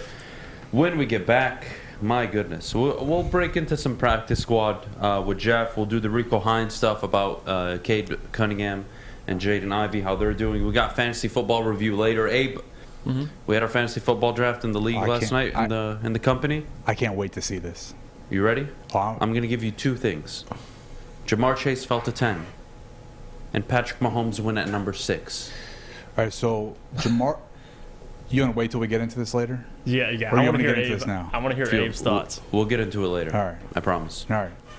Unacceptable stuff. I'm debating if I should fire this person who took Patrick Mahomes in the first round. I'm questioning this morning why they're still currently on payroll. Oh, believe me, I question why they're on payroll every day. Oh, Don't fair worry. enough. Yeah, so he already has enough of the what do you call it? The drawer worth of files. Yeah. It's already stacked up. I got you. All right. Complaints When and we all get that. back, Complaints, yeah. when we get back, we'll continue the conversation. Top of the hour coming up in just a bit. But before we do, Jeff, burgers and fries. Boy, do they got it all at Big Boy. Man, it sounds delicious, Adam. And for lunchtime, you know where to go. It's Big Boy. For a limited time only, all new burgers and loaded fries are at Big Boy. And it's not just a Slim Jim. It's the 3 Big Jim. The chili cheese is such a tease. What else is new? The bacon blue. And how about upgrading those fries? Chili cheese fries. They have the baked potato fries, nacho fries as well. But you got to satisfy those taste buds at Big Boy. Fellas, let's be honest. We like things to be easy. We like simple stuff, like sports 7 days a week. We like things uncomplicated, like Lady Jane's Haircuts for Men. Open 10 to 8, 7 days a week. Walk in anytime. Sign in, sit down, watch your favorite team play, and before you know it, your hair will be game ready. Open 10 to 8, 7 days a week. Walk in anytime. Lady Jane's Haircuts for Men. It's wicked awesome. Life is full of hard choices. We're here to make one of life's biggest decisions as simple as possible. My name is Christina Gennari, and for over 20 years, I've helped hundreds of families buy and sell homes. We cover all of Metro Detroit and more, from large luxury homes to starter homes. We will work hard to make sure that you get the home of your dreams. So if you're in the market today or even thinking about buying or selling in the future, make the obvious choice. Christina Gennari, the obvious choice in real estate. Visit us at soldchristina.com today. Let me tell you about our friends at Odds Trader, because, guys, oddstrader.com is the #1 site for all your game day bets. I know I say this a lot, but it's convenient. You go on the app or go on the website, you look, you can see all the sports book. It's listen, call me lazy, call me whatever you want, but I prefer it. It's much easier for guys like me. You get play-by-play updates, live scores, and the best price on every game from multiple sports books. Go to oddstrader.com right now for your best bet. Breaking news, top of the hour, by the way, brought to you by Bedrock Detroit. Breaking news, Russell Wilson agrees to a 5-year, $245 million contract extension with the Denver Broncos, $165 million of it guaranteed. Whoa. Was it? Market's back to normal, though. Yeah. No fully guaranteed contracts. I swear, they should have suspended Deshaun Watson just to get back at the Cleveland Browns for doing that. I'm sure every owner was like, you did not just do that. Well, remember Minnesota did that with Kirk Cousins. They gave him his first 3-year deal. It obviously wasn't to that level, wasn't that money, astronomical but of a he was number, the first one that got that fully guaranteed contract and kind of changed the landscape of quarterbacks. Fair enough. Well, are you ready? Oh, let's do this. Welcome, everybody, ladies and gentlemen, to the Woodward Sports Fantasy Draft Review. Oh, my God. So I had the number 6 overall pick. Jeff, you picked number 2, correct? I did. Jeff had the number 2 overall pick. Gentry, I think you were... I was 3. You were 3, that's right. You were right after draft. After Jeff. Jeff. On the phone, yeah. So we're going to go through the draft order exactly how it went down. I'm trying to find the draft to recap on my phone. So, number 1 overall, as you can imagine. We'll go through the first round. Justin Tucker. That's where things went down. Well, it wouldn't surprise me. Let's just say that. Number 1, Jonathan Taylor. Yeah. Jeff took CMC. Good. Michael Gentry took Cooper Kupp. Bad. Which I hard thought about, by the way. But And I then didn't Flannel Sam. Jesus Christ. How do you not? This one shook me. Over Austin Eckler, by the way.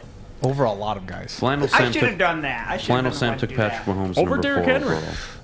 Okay, so when you're waiting for your pick, right? Adam, you said you were picking 6. I'm picking 6, yeah. So you're waiting, and there's a guy you're targeting. And as every pick goes, and you do this in every round, as every pick goes, like, I hope it doesn't take this guy. I hope he doesn't take my guy. Yeah. And when it gets to you, you're like, yes, and you're excited. I got the guy I wanted.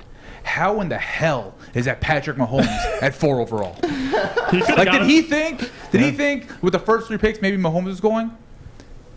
Maybe. He thinks Ben Wallace isn't a Hall of Fame player, so I don't know what he thinks anymore. Well, we're not All I going know to is get he into that. took Flannel Sam took Patrick Mahomes number 4 overall, and then Braylon took Austin Eckler, and Justin Jefferson fell to me. He literally could have got. And I took him at 6. Yeah, that's a good. And call. it gets worse. Oh no, it gets worse.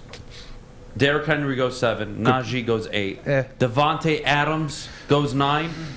Justin Slanik here at the network gets falls right in his Jamar lap. Chase. Falls right in his lap. At number 10.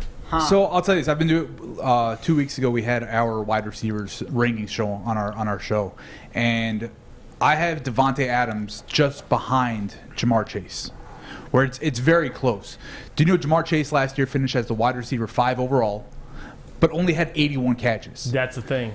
His ceiling, the volume, is going to be through the roof. That offense is explosive. That defense is terrible in Cincinnati. Joe Burrow, even though I'm not a Joe Burrow truther, is the guy. Right? He's going to sling it around.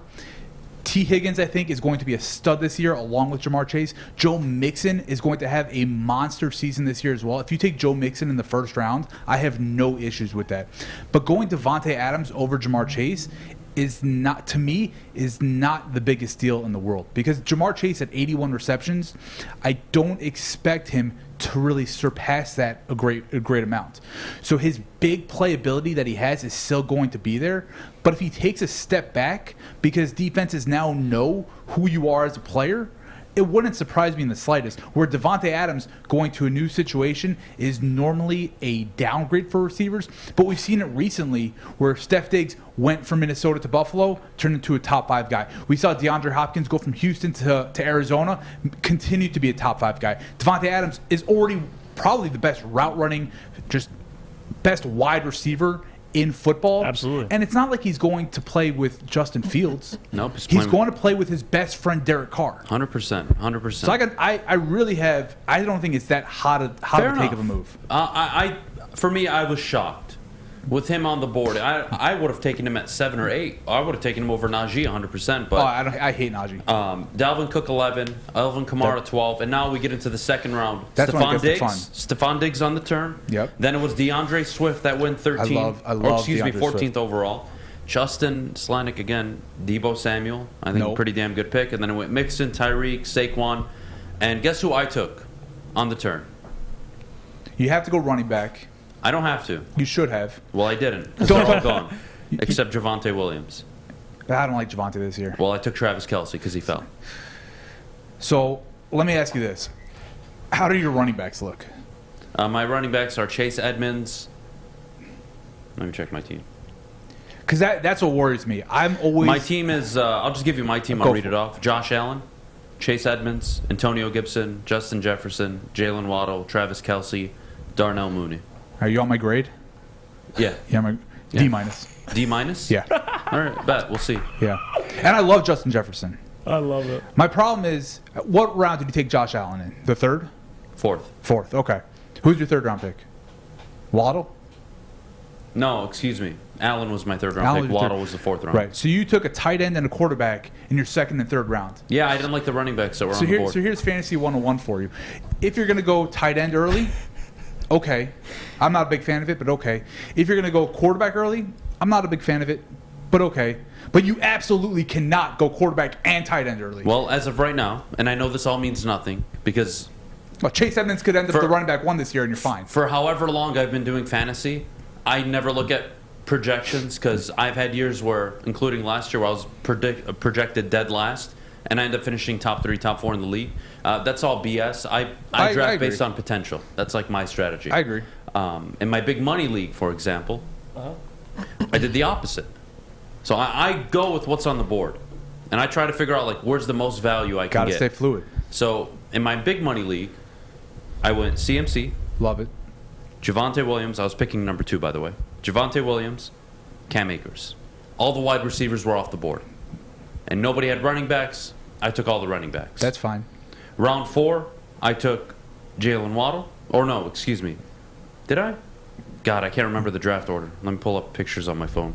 It's okay to go deep with running back because running back is such a fluid position where guys get hurt. Well, and you can get look at receivers that you can get in the 7th, 8th round. You can get guys like Elijah Moore. It's not a homer thing. Elijah Moore's a stud. Adam Thielen. You can get guys like that. Allen Robinson. You can get later. Nico a lot of Collins, wide receiver Brandon studs, but Cooks. I'm going to tell you the exact order because I don't want to misspeak. So in my big money league, like this means everything to me. CMC, Javonte Williams, Cam Akers. You're set. I did a million mocks. Not once did I ever take 3 running backs. Not once ever. Got to stay fluid. The board fell. I have to be ready to make decisions I probably wasn't comfortable making. Looking back, I was considering Kyle Pitts in the 3rd round, but I took the running back. I took the running backs that were there. Jalen Waddle in the 4th round, Lamar in the 5th, Mooney in the 6th, Metcalf in the 7th, D-Hop in the 8th. Excuse me, in the 8th, Dawson Knox, Robert Woods, Ravens defense, Hunter Henry, Kenneth Walker, Kirk Cousins. But that's exactly what I'm saying about wide receivers and not needing to take them I got early. Robert Woods, DK Metcalf, and fucking DeAndre Hopkins late. Exactly. Now Hopkins is going to miss half the season at least. But that's exactly what I'm saying. You can get guys that are going to give you quality fantasy points later in the draft where you don't need to go and take wide receiver. You know, look, if you started Justin Jefferson and Stephon Diggs, you wouldn't have to worry about receivers for the entire draft. But if you if you take those guys, now your running backs are depleted. And I've always found it a lot harder to get running backs later in the draft. So I've never had CMC before, by the way, full disclosure.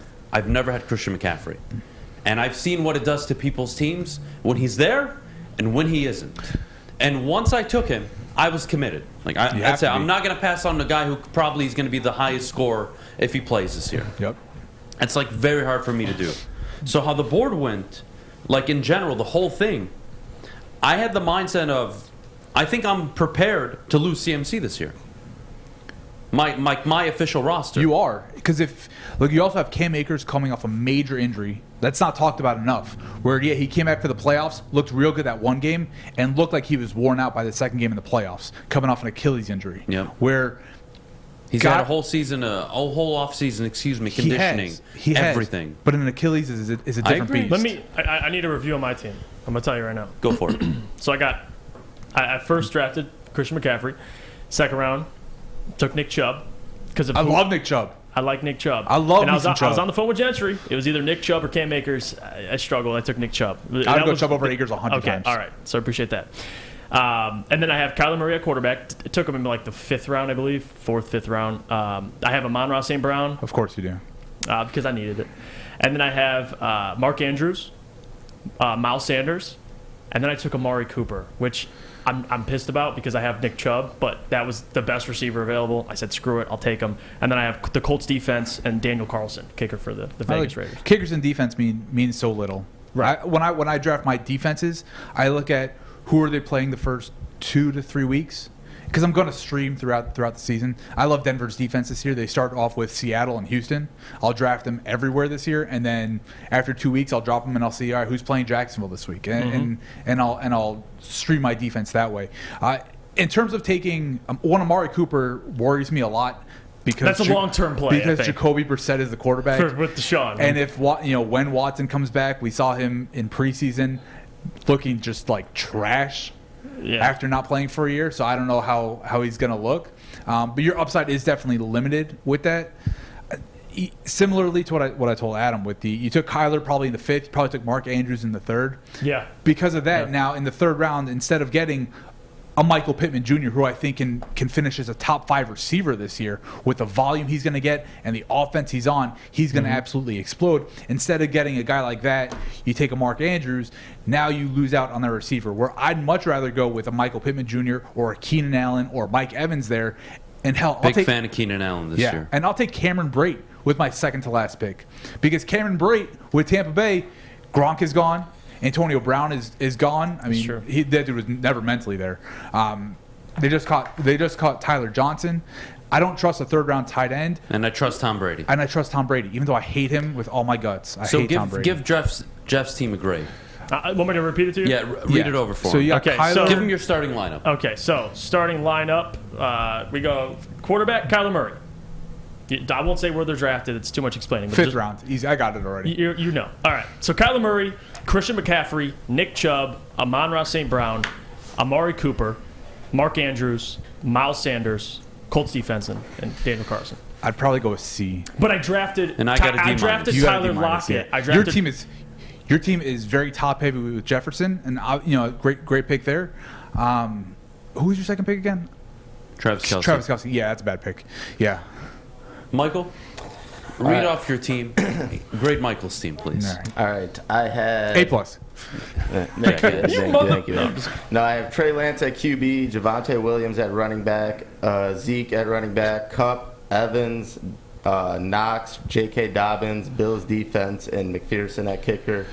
Renfro off the bench, Juju, James Cook, Romeo Dubes. Oh, he's going the entire roster. Oh, I didn't know where. All right, yeah, that's it then. What do you think? I C+, because I love the receivers. Yeah, he's got to. He's deep at wide receiver, 100%. The receivers are elite, but it's the other positions, and then Trey Lance and all that. That's hit or miss. Huge hit or miss. Yeah, but he's gonna be running. And I am goddamn terrified of Trey Lance, especially with them bringing Garoppolo back. So just FYI, have by the freedom. way, it's a 12-man league, by the way. I understand. So I just for the chat as well, just so they know. So my league, half PPR. No, full PPR. Full PPR, okay. And then in my big money league on the side, full PPR, 10-man league. Oh, so every team is And I stacked. want you to grade this team. Let's All see right. how much you're going to shoot down my confidence. Lamar Jackson, Darnell Mooney, Jalen Waddle. Oh, barf.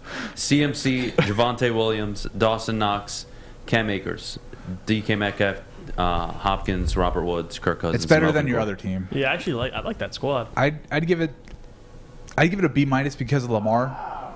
Because of Lamar, I'm a tough grader. I like the Lamar pick. I'm a So, tough grader. Me, I'm like you. I really thought there was no chance I was going to take a quarterback in the 4th, 5th, 6th round. It wasn't even on my mind. And then I saw Herbert go and Allen go, right? And it was coming around on the turn, and I was feeling good. I was looking for running backs, and a lot of running backs started going again. And I looked at him and said, I could get Kirk Cousins later for sure. Yep. I could probably go for Derek Carr. I know they're going to get points, but running quarterbacks. There's Hurts, It's everything. and there's Lamar. It's everything.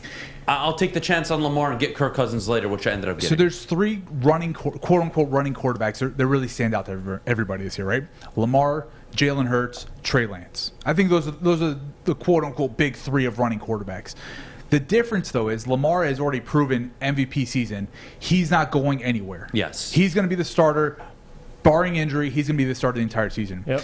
If the Eagles, who have high expectations and a good quality quarterback, start the season off 2-6, Gardner Minshew is going to be starting the rest of that season. Last grade I'm going to ask you, and you guys feel free to jump in on this as well, all right? This is a buddy of mine, his team. He wants you to give him a grade. Oh, boy. All right?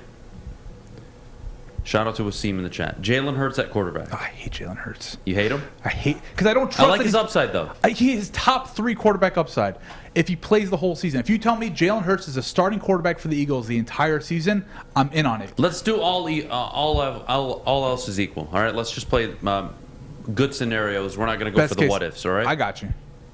Jalen Hurts, DJ Moore, Love Mike DJ Moore. Williams, Jonathan Taylor, Joe Mixon, Pat Freiermuth, Saquon Barkley. Ooh, wow. On the bench, Juju Smith, Alan Lazard, Chris Godwin, Michael Carter. Who are the receivers again? Starting receivers? DJ Moore, Mike Williams, and on the bench, Juju and Alan That's Lazard. an A- draft. Yeah, dude, That's he's an got A- 3 draft. pretty good running backs. Yeah. That running no, back- he's got like 3 CMC first-round running backs. and running Joe backs. Mixon. I question the rest of the league of how you let Joe Mixon come So back. can I redo the board actually? Because that we were all shocked, and obviously I passed on him too because he picked number 1, I picked number 2 overall.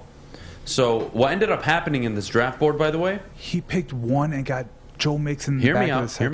Hear me out. I know. Can we play in Well, leagues? last year, by the way, he picked 1. He got CMC and Jonathan Taylor.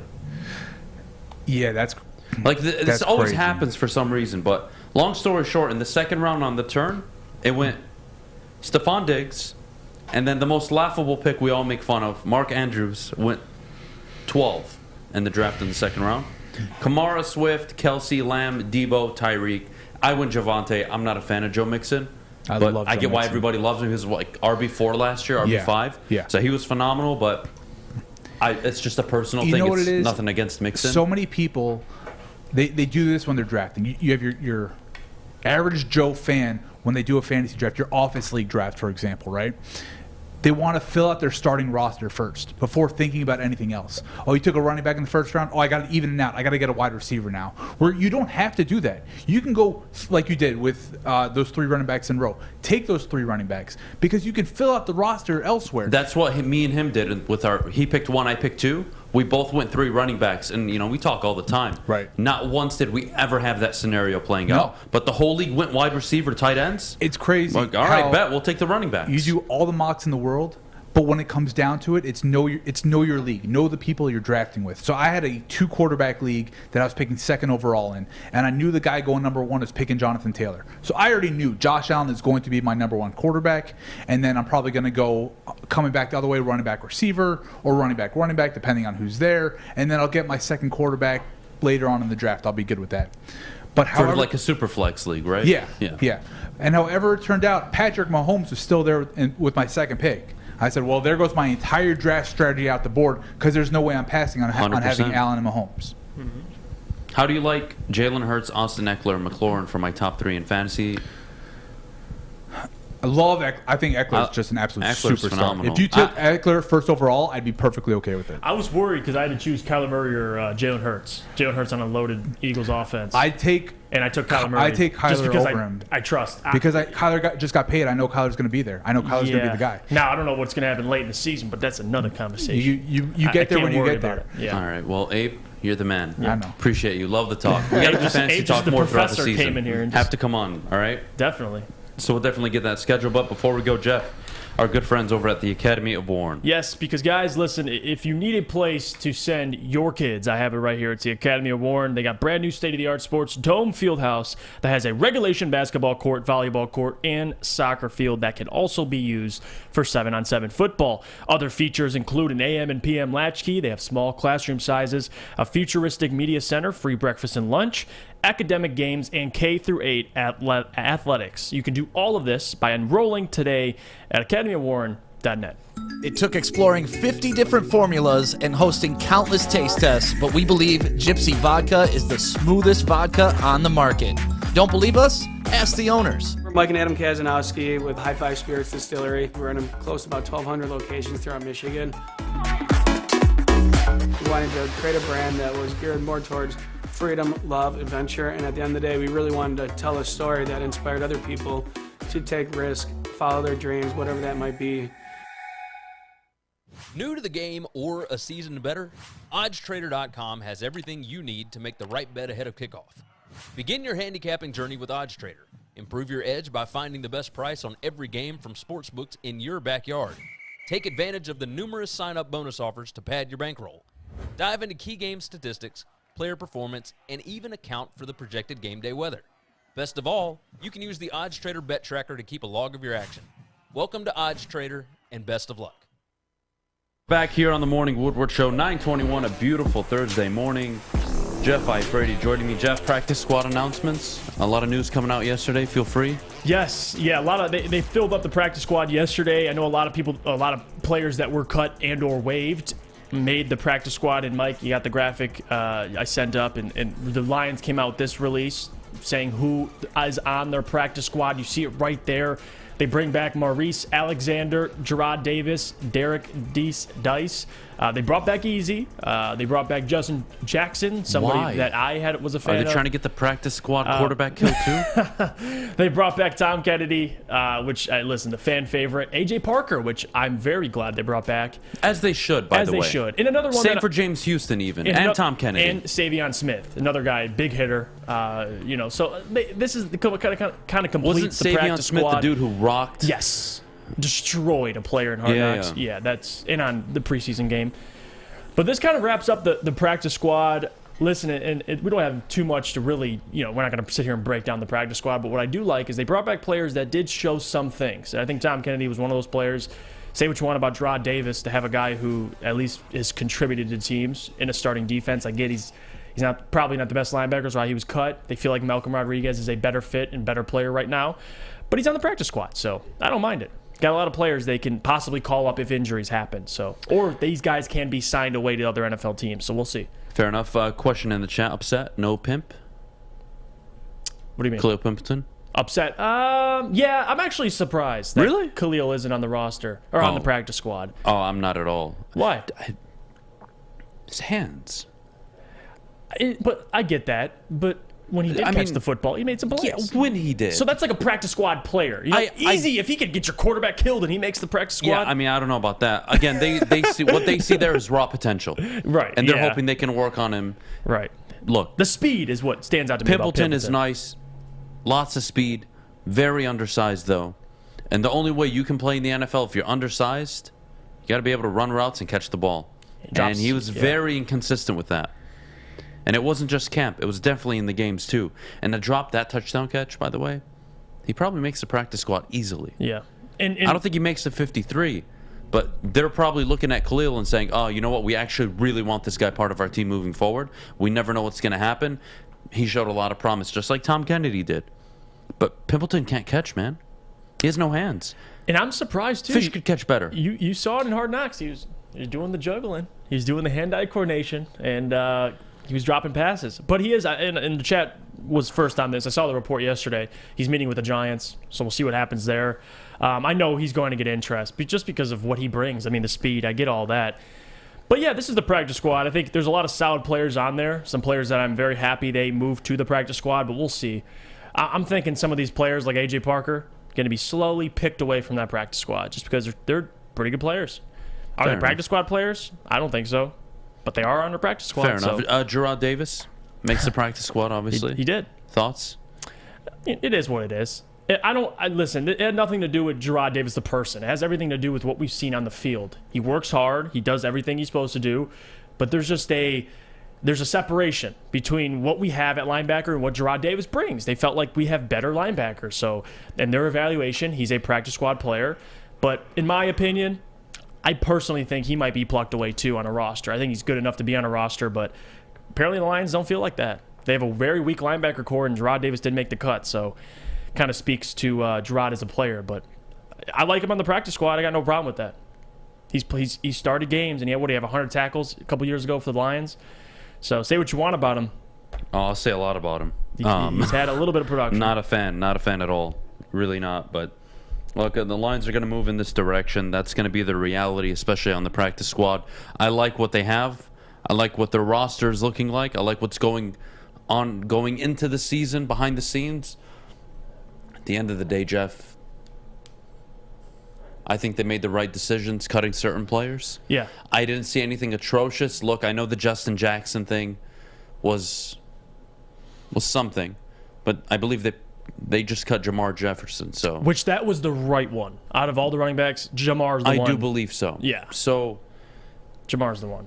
Look, we'll see what happens. This is a team that running back by committee will have success this year. I think they'll have more, obviously, if DeAndre Swift is healthy, available, and has the year I think most people want or believe he should have. A lot of potential there in the backfield, a lot of potential with the offensive line. You know what? Ryan Lentz, I know you're on the Woodward Clips account. All right, buddy? You want to talk about our fantasy team? Listen here, buddy. You took Ty Conklin in the 3rd round. No, he didn't. Yes, he did. Yes, he did. No, he didn't. And he's not one to talk. Yes, he did. Are you kidding me? No, that wasn't Ryan. Yeah, I know. I'm just joking. Oh, I was about to... I'm just talking. Yeah, okay. Here, Ryan Lentz. Let's see what his team is. And I love Tyler Conklin, by the way, but... Jalen Hurts, DeAndre... Oh, man, he's got a nice team.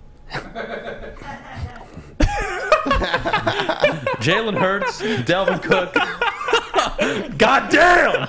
I didn't even realize. Oh, shit. I don't know how they got me number 1 in the league. Hurts, Dalvin Cook, DeAndre Swift, T. Higgins, DJ Moore, Dalton Schultz, Alan Lazard, Bengals defense. On the bench, DeAndre Hopkins, Michael Carter. That D-Hop long play, though. He's playing that for I like it. I like it, Ryan. Yeah, Ryan. I like it, Ryan. Maybe you're better than anything other than cornhole. Who knew? No, wow. That's a squad. And baseball. He's a big... That's a goddamn squad. You know who has the worst team, by the way? Me. Sorry, he has to get called out. Fish, you're not in our league. Shut the hell up, buddy. I mean, I'm in the other division. The guy that stands in that exact booth where, yes, that thing is standing at the moment, waving his hand at us. You're missing some great basketball, by the way.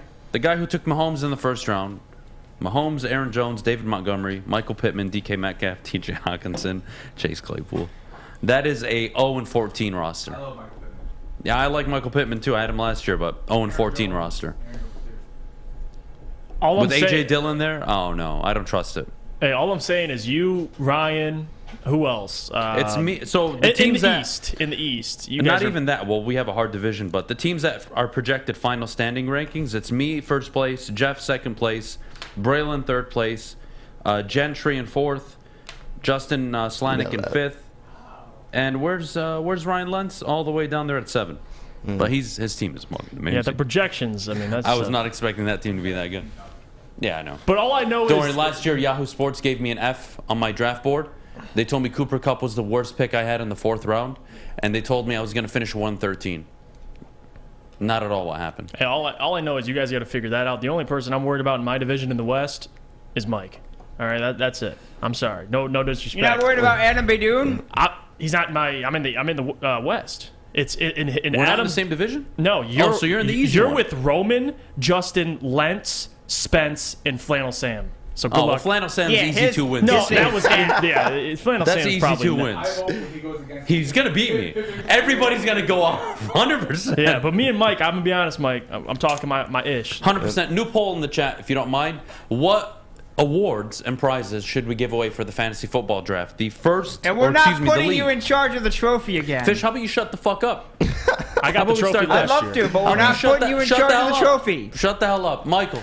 Your answers for the poll will be the first one. We'll do a cash money. The second will be a championship belt. Let's do a championship trophy / belt. One of the two, whatever the guys Adam's prefer. not going to be the officiator of that. Or the third option, clothing, like a shirt or something. Champion. I was gonna do maybe a weekend vacation. Oh my God! Those are the 3 that we'll give away. Fuck the other 2. Hold do the on, vacation. Hold on. Fucking Jeff, kidding me? but Trophy's like $200. A weekend vacation's like. Yeah, I know. Okay, but he didn't tell you where the vacation was at. Yeah, I didn't tell you where he it's could gonna be go. sending you to like the sending me to worst Cleveland? place. Yeah. I'm sending whoever finishes in last place this year has to stand out on Woodward, by the way, naked, holding a sign that they suck at fantasy football. No. That's going to happen. Yeah, We're going to stream it live. Yeah, he didn't tell you where the vacation was. We those thought the only about 3 it, options? but logistically it didn't work It out. was Too many tough, shows yeah. going on. That was tough. When we get back... Wait. Are those the only 3 options? Those are the only 3 options. Okay. Yeah, but when we get back, Rico Hines continued latest takeaways from Cade Cunningham and Jaden Ivey playing in scrimmages, summer league pickups, or excuse me, summer pickups. Jeff, we got a lot to talk about still, dude. We do. We got a lot going on. But before we do, the official studio sponsor of the Woodward Sports Network, and that is Planet Fitness, your home of judgment-free zone, $0 down, $10 a month. Planet Fitness. Is it your way to get into shape? Your fitness is essential. Sign up today by visiting planetfitness.com or one of their many Metro Detroit locations. At work and at home, we're there with smarter security solutions. Featuring complete automation with customized alerts and more. For over 90 years, we've been the company that's been counted on to protect what matters most, all with personalized service and care. Right now, for a limited time, receive a free video device plus free installation with a new home system. Guardian Alarm. We protect Michigan. When you need apparel, there's only one place to go. Big Frog in Novi. With no setup fees, no artwork fees, no minimum, and a 24-hour turnaround, you can have your whole team outfitted in no time. Embroidery, direct-to-garment, vinyl, and screen printing, Big Frog has it all in all the styles you want. So whether it's a sports team, fundraiser, school event, or corporate needs, Big Frog is your one-stop destination. Visit bigfrog.com/Novi or call 844-4-BIG-FROG. Jeff Iafrady here, and I'm going to tell you about our friends at Alta, because, guys, at Alta, uptime matters. Alta Equipment has everything you need to get the job done. You have a big project coming up, Alta Rent has you covered. Call them today, 844-GO-TO-ALTA. That's 844-GO-TO-ALTA today. We're back in the flesh. Absolutely. We're back here on the Morning Woodward Show. Jeff, what do you make of your boys out there balling? I didn't really make too much of it, to be honest with you. I thought Did you watch it? Well, I thought seeing clips on Twitter meant they're going to be really good or really bad. Could have sworn something like that was going on. Yeah, well, I guess it depends on the person. If you're watching Rico Hines and Ball is Life footage and you see the Pistons, hooping, and you see Jaden Ivey miss shots, you might have a different opinion. But my opinion is when I watch these, you like to watch things like Isaiah Stewart. You see him developing a jump shot. I like to see it. Why not? But I don't sit here and say Isaiah Stewart's going to be a terrific three-point shooter or he's going to be an effective three-point shooter immediately. I still understand that there's a process to these things. But I really did. I enjoyed the footage. I really did. I like watching. It's entertainment to me. I'm a big, I do follow Ball's Life. I watch a lot of Rico Hines. He's one of the best in the business. And you just appreciate guys in the summer getting together and getting better. So that's kind of what I took out of it. That's the best thing. I mean, to see Jaden Ivey out there before the season, hooping with legit pros, getting that experience, that's big time. I don't think he's done this so far. I know he's trained with Russell Westbrook a little bit, which I know, Adam, you probably have some feelings on that. But the reality is, this is great experience. He was playing against Trae Young and Steph Curry.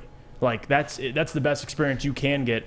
One of the best point guards, both of them in the NBA. So that's what I took out of it. I saw Cade defending Steph Curry. Steph got him quite a few times. I'm not going to sit here and say he's a bad defender. I'm just going to say, you know what? That's what happened. Steph got him. And the same vice versa. I mean, Cade locked him up a couple possessions. So that's kind of what I took out of it, Adam. I love to see it. It's a great thing. You want them to develop this team chemistry, just get on a court together. I know Laz brought up a great point yesterday about how you didn't see Jaden Ivey and Cade together. They were playing separate. So that's something to look out for as well. But it was nice to see. I enjoyed it. What'd you think of it? Because I didn't really hear you speak on it too much. What do you think about the guys hooping in the summer together in a pickup run? Okay, I don't want to sound, again, like an ass, but last I checked, every summer. Every summer. Do you know what basketball players do? What do they do, Adam? They play basketball. I know, right? Wait, what? Are you serious? What do I make of it? Jeff, I don't know. What do you want me to make of it, right? There's unwritten rules when you're playing in summer games, all right? When you pull up to the court and you're scrimmaging, whatever you want to do, you don't contest layups. If they got their way to the basket, you let them have it. They're just there for conditioning, to work on their shot, work on parts of their game that they like, and that's it. And if you're going to sit here and make any like legitimate claim from these games, I'm really not sure what to tell you. I'm not going to do it. It doesn't mean much to me. I'm glad they're out there getting experience against some of the better guys in the league. I love that Cade's playing with Steph. Love that Ivey's out on the court with all these guys. That's great. That's great. Oh, right. Well, why aren't Cade and Ivey playing together? They're working on their game, and even if they're not, who cares? Who cares? Like, nothing that will happen on that court, chemistry-wise, will translate on a real basketball court during the season. Nothing. You can't. The defense, the intensity is so different. That's why Kevin Knox looked like KD. Yeah, he did. And it's not just the negative stuff, too. I'm not just saying, I'm the gatekeeper of the Detroit Pistons. You cannot say anything negative. No, that's fine. But the reason why I don't say anything negative is because I don't say anything positive. I'm not going to sit here and say Kevin Knox looks great. Kevin Knox might be a sleeper this year. No, it's just, look, they're there to get conditioning. They're there to work, again, on parts of their game. If Trae Young went 0 for 7 from three-point line, should we be concerned going into the season? No one gives a damn. So no one cares. They're working on their game. FYI, basketball players, they do play basketball in the offseason. I know, like crazy concept here. Wait, and they miss shots too? They make shots too. Careful. Oh, they miss. You have to tell both sides of the story. God, no, I don't see a big deal in it. I'm not going to make a bigger deal of it than it is. I think it's cool, though. I love how much more attention it's getting. I think that's pretty neat. Jaden Ivey, he's much bigger than I thought. What was it? The original clip of Ivey getting to the basket and getting blocked. I believe before he penetrated the lane, he was being guarded by Scotty Barnes.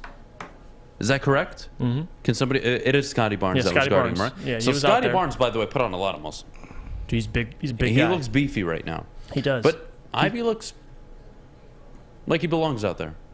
Now, he doesn't look much smaller than anybody. You saw the speed, man. You saw the speed. You saw the athleticism. Again, I'm looking forward to the season. I think Cade and Ivey have to be the backcourt that you've envisioned. We talk about sleepers for Rookie of the Year. If Cade doesn't win, I'm not sure how the hell Ivey's supposed to win it.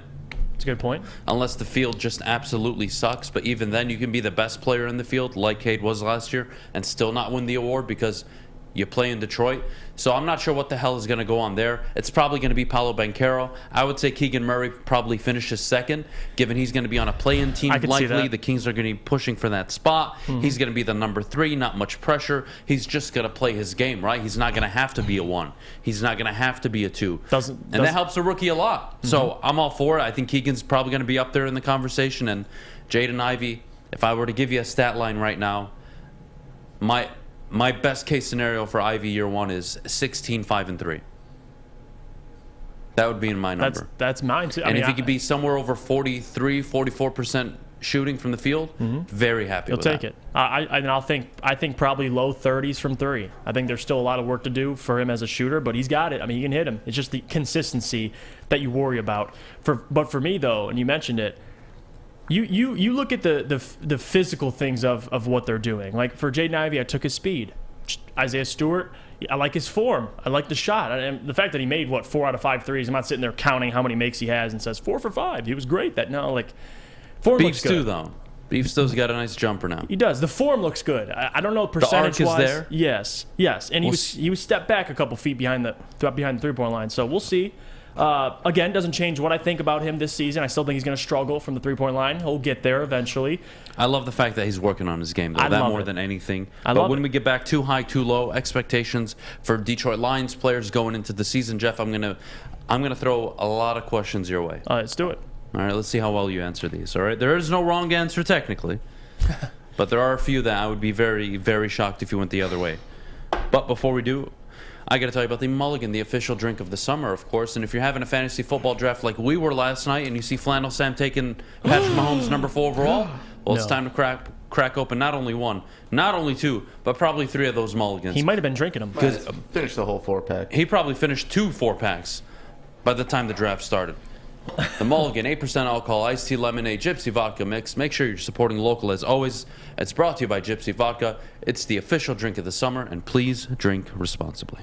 Hey, this is Mr. Kearney, Chief Academic Officer at Academy Warren. I want to welcome you to the brand new Field House. The state-of-the-art facility has a regulation basketball court, volleyball court, soccer field. It can be used for 7-on-7 football. Our K-8 academic features AM, PM, latchkey, small classroom sizes, Learning Street, futuristic media center, free breakfast and lunch, Holton Mifflin curriculum, academic games, K-8 athletics, and more. Enroll today at academywarren.net. For a limited time only, all new burgers and loaded fries at Big Boy. It's not a Slim Jim, it's the Big Jim. The chili cheese is such a tease. Guess what else is new? The bacon blue. How about upgrading those fries? Chili cheese fries, baked potato fries, nacho fries. What will it be? Satisfy those taste buds at Big Boy. Listen, guys, and you see how I look right now. I look like I've already gotten a tan. But let me be honest with you. You can join the Peppers Club at Chili Peppers Tanning. You'll get all the best deals, plus they will beat all competitors by $5. Chili Peppers has the hottest bulbs, the hottest deals, and the darkest tans. 26 locations and more on the way. Chili Peppers Tan. All right, we're back here on the Morning Woodward Show. Too high, too low. Jeff, expectations for some players. I'm going to give you some numbers. You're going to tell me if it's too high or too low. For a specific player. We'll start with Jared Goff. Okay. 24 touchdown passes this season. Too low. It's got to be higher. I think it'll be slightly higher. 26, 27, 28. So I'm going to say too low. All right. Jared Goff. 4,250 yards passing. I think that's just right to me. I don't know if it's too high, but I'm not going to say too low. I don't think it'll be close to 5,000. So I'd like him I have him at 4,100. So I'll say that's perfect for me. I'm cool with that. Amon-Ra St. Brown. Okay. 111 receptions. Oh, that's a good. What do you have last year? 90. 90. Oh, you know how to. I'm gonna say too low. Because I believe this year, the first half of the season last year, he didn't get targeted a whole lot. This year, I think he'll be utilized earlier. So I think he maybe gets right over that. So I'll say maybe slightly too low. All right. Interesting. Really? Too low. I hate that. Can we do just you about can right? Say just about right. Just yeah, about right. I'll do that. First time. Just I don't about mind right. that. Yeah, just I don't mind right. that at all. Okay, just about right for that one. All right. Amon-Ra St. Brown. 5 touchdown receptions. Oh, too low. Too low. I think we'll have 7, 8 touchdown receptions. So. Very interesting. T.J. Hawkinson. 740 yards receiving. You son of a bitch. you know exactly. That's a perfect goddamn number. Damn, that's tough. I'm going to say, damn, just about right. I think, about right? Yeah, I like him around there. Maybe just under 800 yards, if not 800 yards. So just about right or too low. I don't think he'll be 900, 1,000 yard receiver. No way. All right, you ready for this? That's a tough one, yeah. Well, it gets tougher from here. DeAndre Swift. Don't do it. DeAndre Swift. 842 yards rushing. Too low. I think he'll be at least 900. At least 900, yeah. Interesting. That's if he stays. God, you got to stay healthy. But well, you got to factor all these things. Yeah, if he stays healthy. Too low though. Yeah. Okay. Yeah, for how much he's utilized. Yeah, I think so. Okay. Too low for DeAndre Swift at 842. How about DeAndre Swift? 750 yards receiving. Too high. Too high. I think he'll be maybe 500, 5-ish, maybe. I don't think 750. Listen, I don't believe 1,000 is possible for him, so I'm going to say too high. All right, very interesting. Very interesting. We'll move to the defensive side of the ball. Too high, too low. Aiden Hutchinson, 11.5 sacks. Too high. Too high. I got him at 9.5. I don't think he gets double-digit sacks, so that's too high for me. If he does, I'll take it. That's why I'm asking the questions, Jeff. By the way, quick pause. We'll go to the poll real quick. What should we give away for first place prize? Excuse me. Cash 36%, championship belt 34%, 30%. Wow, on the weekend vacation. I think the belt would be funny because I could just wear it around at work. I think we just keep it here too. We'll see. We'll Keep see. giving it out maybe every we'll year. give both cash and the belt. Maybe we'll give cash and the belt. Too high, too low. Jeff Okudah. 15 games played this year. I think just about right. Really? So Yeah. we're gonna get a healthy season out of Jeff Okudah. Yeah, you said 15 games, right? Yeah, 15. So he can miss 2. Yeah, say just about right. I mean, I would accept 13, 14 at this point, Yeah, me considering too. what's happened with him. But Me too. I'll say just about right. I have confidence he plays a majority season this year. okay, let's wrap up on the defensive side of the ball with one more player, Ermanni Oruwariye. Over/under. Excuse me. Too high, too low. 5 interceptions. Oh, you sick. You sick dog. This one, 5 interceptions. I think I'm up at 2 a.m. for. Yeah, that one's tough. I'm going to say just about right. Ooh, that's a wrong answer. I'm going to say just the about first right. time I'm going to tell you you're wrong. Too low. It's way too high. For him to replicate 6 interceptions, in my opinion, or anywhere near it, is very difficult. If he's lucky and he has a good season, I would say 2 or 3 at the most. We'll see. I disagree with that. I think I predict like 4 interceptions. I can see 4, but you have him at 5, so just about right. 4 or 5. Fair enough. But we'll see. We'll see how it plays out. Fair enough. Okay, I do want to go back to the offensive side of the ball before we wrap up the segment. Jameson Williams. Too high, too low. 60 receptions. He would have to do that in 10 games, about 11 games, 60 receptions. I'm going to say no, too high. Good job. Too That's high. the right answer. Because he's going to get less receptions, more yards. I would have butted in if he had said just about right. It is too high. I agree. I think he's going to be, at least for the first few weeks, 2, 3 catches. He'll probably have 1 or 2, 6, 7, 8 reception games. I could see him. But it'll be 4, 4, 4, 5, 5, 4. I think that's what you're going to get most of the season out of Jameson.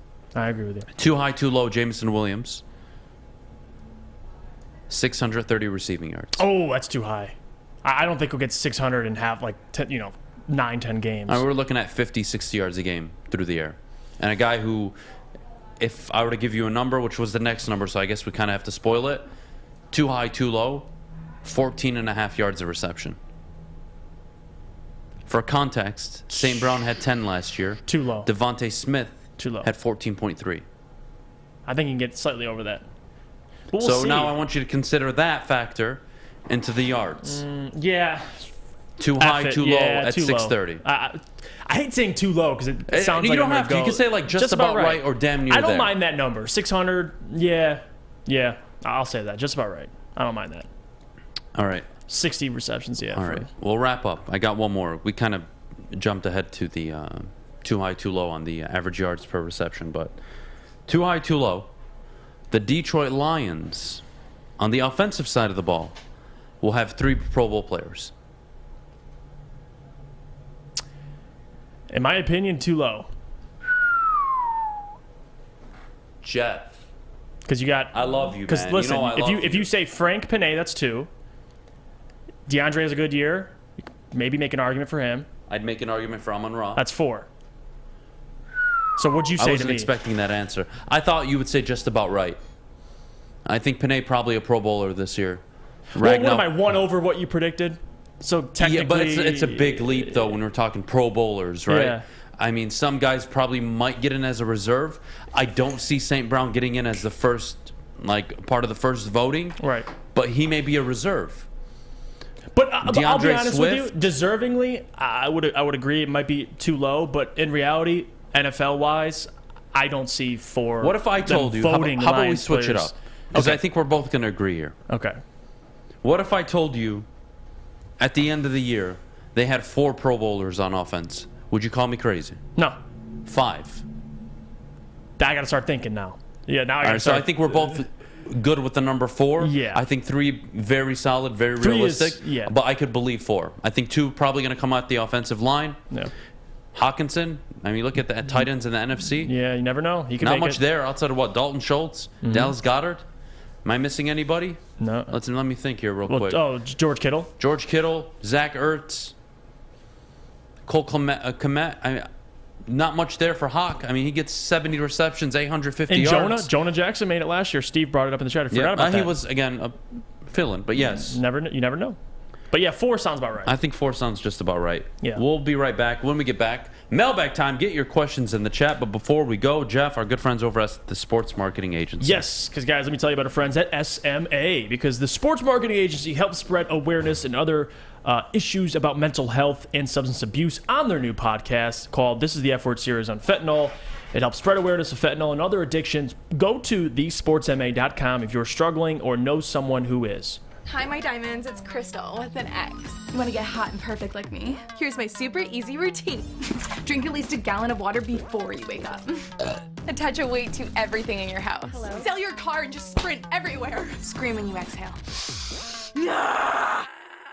Don't follow Crystal with an X. Do your own thing at Planet Fitness with tons of equipment and free fitness training in our clean and spacious clubs. Join now for just $10 a month and cancel anytime. Detroit's downtown summer playground is back. Open all summer long, the Monroe Street Midway.